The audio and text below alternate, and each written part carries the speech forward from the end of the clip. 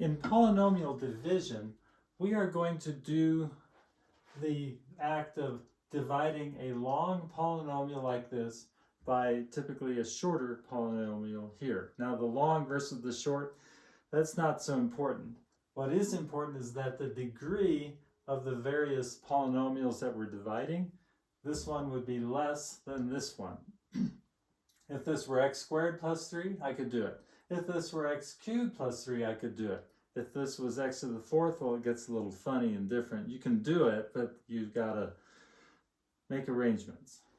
Anyway, what I'm going to do here is I'm actually going to find out if 3 is a root for this polynomial. By that, I also mean if 3 is a 0. That is, if I plug in 3 into this, will I get 0 at the end? Well, of course I could just plug it in and find out. But there are other uses. You will see why we will want to divide or be able to divide these polynomials out. Let's back up a little bit. Remember in grade school, I hope, when you did long division, you had 1089 and you're dividing it by 32. And you would say, well, how many times will 32 go into 1? It won't. How many times will 32 go into 10? You pull down the next digit. It won't. How many times will 32 go into 108? You say, I'm getting somewhere now. It will go in 3 times. In your head, you multiply and you say 32. Well, that's close to 30. 3 times 30 is 90. That's pretty close to 108. And so you go ahead and try it out.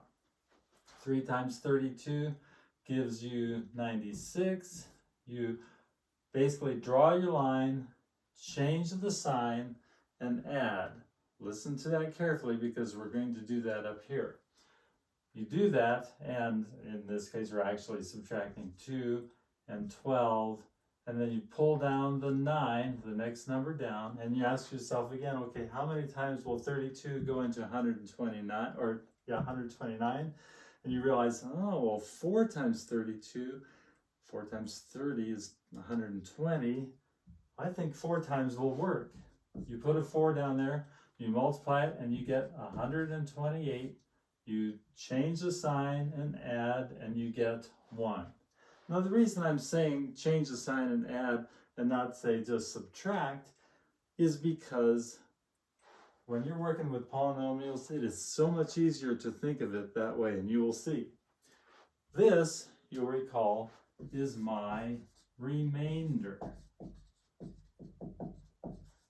And it is likely that we will have remainders with this as well.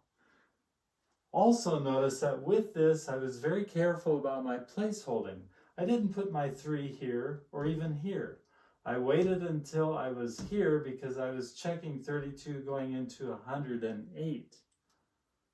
So decimals or the place value matters a lot. Here we go. 2x cubed minus 3x squared plus x minus 1. Now I draw my big long division sign.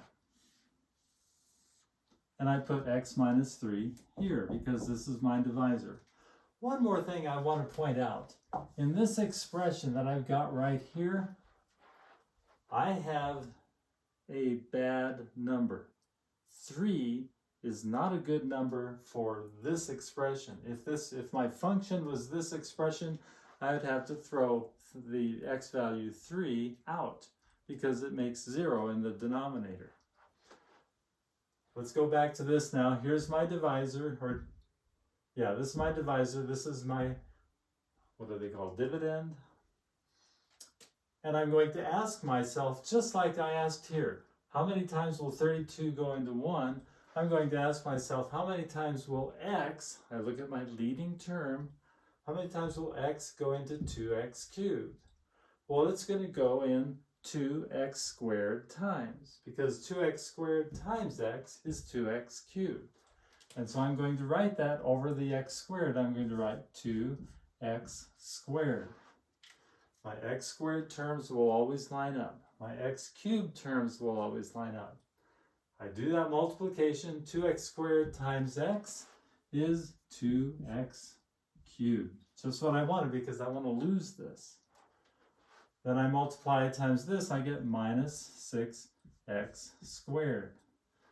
Now, I draw my line, change the signs, and add.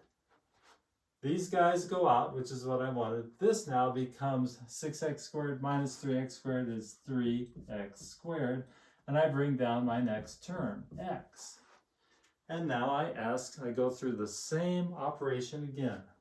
I ask myself, how many times will x go into 3x squared? 3x. So I put a plus 3x here, and notice I'm careful to keep the x's together over each other. 3x times x is 3x squared. 3x times minus 3 is minus 9x. Again, I draw my line, change the signs, and add, and I get 10x. I bring down my minus 1 now here, and I ask myself again, how many times will x now go into 10x? Well, it'll go 10 times. So I go plus 10. And then I do my multiplying, I get 10x minus 30. Now be careful, be so careful here that you always follow this order, because some people will look at this and say, oh, my remainder must be negative 31. No, it's not. Draw your line, change the signs, and add, and you'll get 29. This tells us two things. First of all, what is our function value when we put in 3 for this? It's 29. Secondly, it's not a root.